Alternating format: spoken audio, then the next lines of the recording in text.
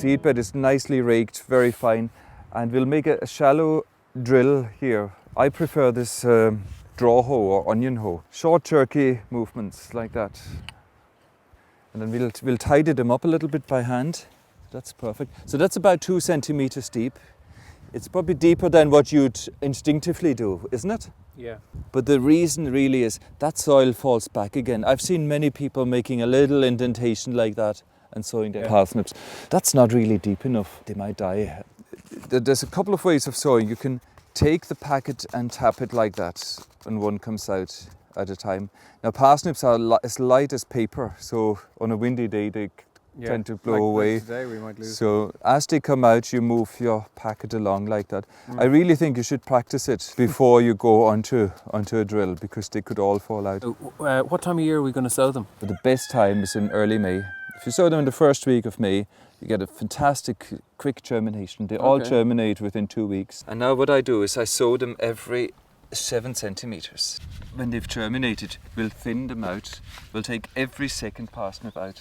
And you always need to buy fresh seeds. Every year? Every year, yeah. They only last for 1 year. Okay, so we can't use them? You can't. Whatever's left over now, give them away to your friends or throw them out.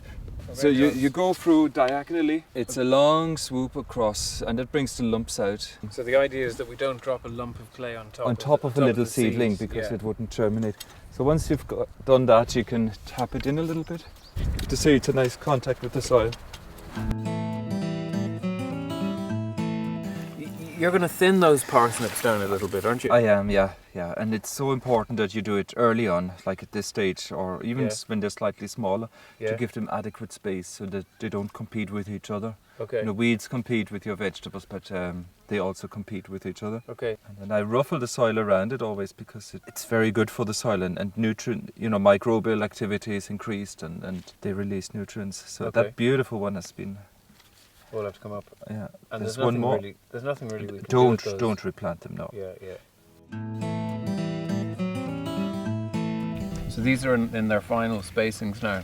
Yeah. Which is about 10 centimeters. About 10 centimeters, yeah. If I wanted bigger ones, I could even take one from the middle out.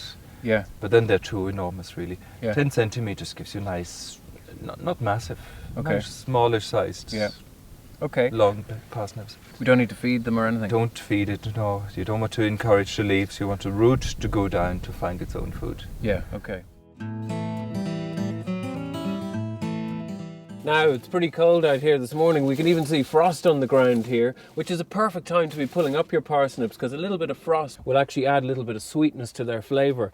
So we haven't touched the bed now since Klaus helped us plant them, so we're just going to have a look and see what we have. Okay, lovely. Look, we've got some nice stuff there. They're perfect. Absolutely perfect for a winter stew or for a soup. And really, really easy. We literally didn't come back to these all year. Absolutely perfect bushel of parsnips there.